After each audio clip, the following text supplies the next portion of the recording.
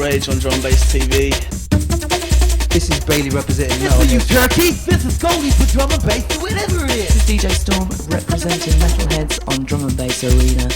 I have to say that every track at Metalheadz is a Metalheadz moment, and it's been a very hard choice. Beach Drifter from Rufige Crew.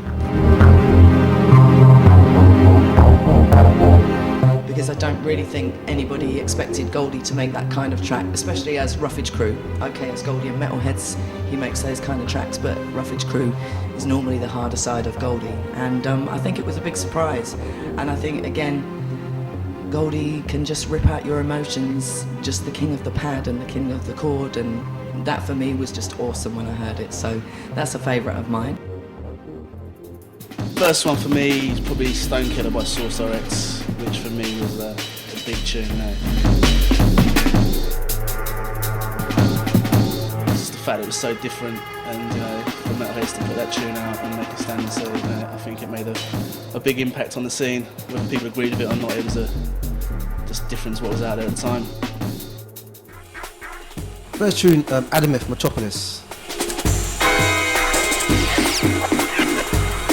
Big tune, man. When that came on back in the days of Blue Note, man, which is actually just around the corner from here, that was the first time anyone had used that kind of real atmospheric sound in a Metalheadz track, man. It was like you're surrounded in this like big kind of like really trancey kind of sound, and it was real futuristic, man, when that came forward, man. When METH played that, when METH drew that tune, that was like, yeah, this is something different, especially considering at that time he was making a lot of jazzy stuff. Wasn't expecting that from him at all, man. Drums, Doc Scott, an absolute killer. It's ridiculous. When he mixed it down, he never had a desk to do it. He just did it, and he's got the most outrageous EQ on it. And the point of still being one of the hardest track records to mix. It's all over the place. Because the vocal speeds up and slows down in the middle with the drums, and it's just like, where the fuck, hello, and you're waiting for it to just collide into a car crash, or pure heaven. I think it's just it's a poignant track because it's just completely b-boy flavour. Next one, Angels Fell by Dillinja. Just again, I think, because that to me is one of the most pivotal tracks for Dillinja. I think there was kind of slightly a new sound emerging from Dillinja at that point, and I think Angels Fell just typified all those new sounds that he was dealing with at the time. And I think, again, it was a very technical track and a very big track, but it had that beauty that Dillinja can cross, kind of rough with the smooth. And I think that one for me stands completely the test of time. That whole EP, but that one in particular. Angels Fell by Dillinja, strictly because the sheer darkness of the tune. I just loved the intro and the way it dropped and how heavy it was. With Dillinja's B-line, the tune it just came together nicely with those atmospheres and that. Angels Fell, I guess, because it was a poignant track for Dillinja, and it was something that I'd always loved, Blade Runner, that whole kind of vibe, and just the way he just took that vocal, and also because before that, I think was Manslaughter maybe before. Yeah. I'd made a track called Manslaughter that was unreinforced, which was sampling from the same film. Haha, publishing, get me. And I think I'd always been spooked out by that, and to hear someone take something else from another angle from that film was kind of what I really loved. Dillinja, Armour D, is that right? Is it Armour D? Nice one, Chris. Armour D, man. That is just, the beats in that are so hard, like it's like concrete, man. Sounds like a guy walking around with big concrete shoes on, you know what I mean? It's like it fully encompasses the Metalheadz sound, you know what I mean? For that era, you know what I mean? That was on the Platinum Breaks Volume 1 album. That's the best tune on there, man. Like, it had all Dillinja's classic warped bass sounds on it. It's just out there, man. Bit of an obvious one for me, but it was Pulp Fiction. Again, the tune was just so different, and just the bass line on that tune was just unbelievable. First time I heard it, I can't remember what it was, but I was in a club, and it just blew me away. The bass line, it just blew me away. And again, so different to what was going on at the time. Swingtime from Hidden Agenda. Just because I think Metalheadz really kind of put Hidden Agenda on the map, and they were something very different than anybody heard, coming from a kind of soul funk kind of vibe, northern soul kind of links. So I think for Metalheadz to have picked up on that, I think was very clever for a start, and I think everybody was very shocked by maybe Hidden Agenda coming out on Metalheadz, but that, I think, once again showed Metalheadz diversity, and that Metalheadz have never been afraid. If Goldie likes something and he believes in it and he hears potential, then he's not afraid to put his label's name behind it. Source Direct's remix of Dark Metal has to be one of the best remixes done of one of my own tunes, because it was all about the 64 bar drop in the back with the Mentasm, which was like ridiculous. It's just like, what? Where the fuck is this going? And it was such an area of where dark was. It was a really beautiful kind of way they did that. Kryptic Minds and Leon Switch, you know? Yeah? Hide the Tears. Up until that point when that tune came out, because like, you know, the Metalheadz label went quiet for a little while. And we was coming back with a lot of good tunes, and there was that particular tune where I said, yeah, that's the Metalheadz sound, but it's like the new 2005 look, you know what I mean? Updating.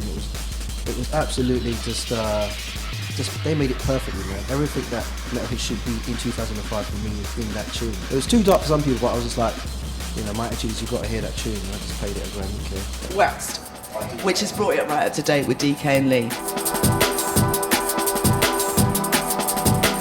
I mean, I would have gone for a Wax Doctor track, but I think that one, just bringing it up to date, that Metalheadz is out there still doing something pretty exceptional. And I think if you're a lover of Wax Doctor, which I truly, truly was, and I mourned the day that he left this scene, really, because I felt maybe he wasn't respected as much as he should have done, should have been. And I think now, when you have all this kind of new musical kind of stuff going on, it would have been nice to see Wax Doctor to be a part of it. But he's still alive, courtesy of DK and Lee. This one wasn't actually on Metalheadz, it was on London Records FFRR, but it was the Flip to Inner City Life remix that Pesho done. It was called Sea of Tears by Goldie.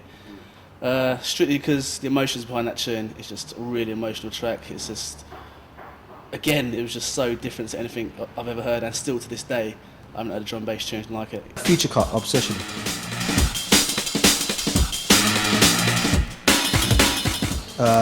When I first heard that, I thought it was Goldie as well, but you can tell it's, you know, very influenced by the Goldie sound. Typical kind of like real kind of sparse break with like old school Metalhead samples on it. I can't really describe it, man, but it's just definitely one of the. Why do you think it was overlooked? Because I didn't hear that many people playing it that much. You know what I mean? I think it was the right speed, but the pace of the track probably didn't sound as hype as the tunes that were around at that time. So maybe people just thought, oh well, you know, it might slow the crowd down a bit. We won't bother, you know, playing that one. Yeah. Which is a shame, man, because it's a bad tune, man. Why this goes, because obviously for me, there's a big story behind that, which people don't really realise. It was like I was doing copious amounts of drugs.